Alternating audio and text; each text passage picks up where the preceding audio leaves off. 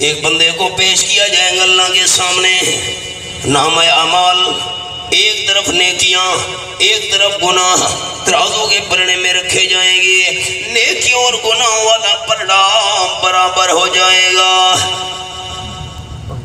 بالکل دونوں پلڑے برابر ہیں، کوئی اونچا نیچا نہیں۔ اللہ کریم فرمائے گا فرشتوں اس بندے کا ایک گناہ بھی ہمارے پاس موجود ہے، وہ گناہ لے آؤ۔ اللہ کے حکم سے فرشتے ایک کاغذ کا ٹکڑا لے کر آئیں گے، اس کاغذ کے ٹکڑے میں بندے کا گناہ لکھا ہوگا، رب کائنات حکم دے گا یہ گناہ والا کاغذ کا ٹکڑا گناہوں والے پلڑے میں رکھ دو۔ جب گناہوں والے پلڑے میں کاغذ کا ٹکڑا رکھا جائے گا، گناہوں والا پلڑا وزنی ہو جائے گا، نیک کمال والا پلڑا ہلکا ہو کر اوپر ہو جائے گا۔ پکڑو اس بندے کو، فیوخذ بالنواصی والاقدام، فرشتے پکڑیں گے، دھکے دے دے کر جہنم لے جا رہے ہوں گے۔ خیال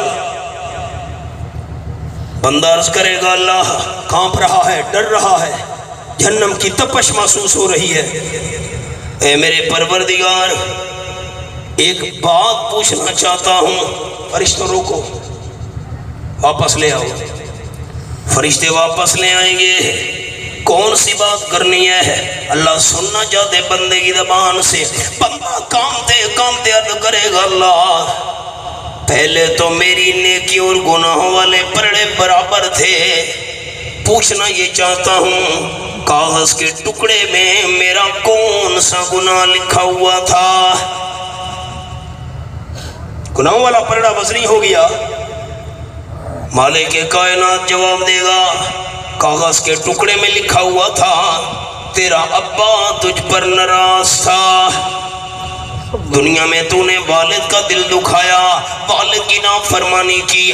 بندہ تڑپ کر کہے گا اللہ واقعی ٹھیک لکھا ہوا ہے، دنیا میں میں نے والد کا دل دکھایا، ابا دنیا میں اوپر ناراض تھا، اللہ کریم تو نے مجھے جہنم داخل ہونے کا حکم دے دیا۔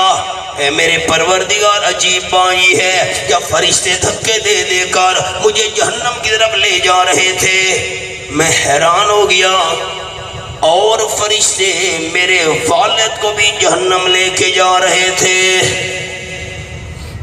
عجیب بات، میں تو والد کا نافرمان تھا، جہنم میں جانے کا حکم مل گیا، اب پتہ نہیں میرے ابے کا کیا قصور ہے، میرے ابے کی کیا غلطی ہے، والد کیوں جہنم جا رہا ہے؟ اے میرے پروردگار ساری دنیا کے اندر زندگی بھر میں نے والد کا دل دکھایا، والد کی نافرمانی کی، آج والد کے ساتھ نیکی کرنا چاہتا ہوں، والد والا عذاب مجھے دے دے، میرے ابے کو معاف کر دے۔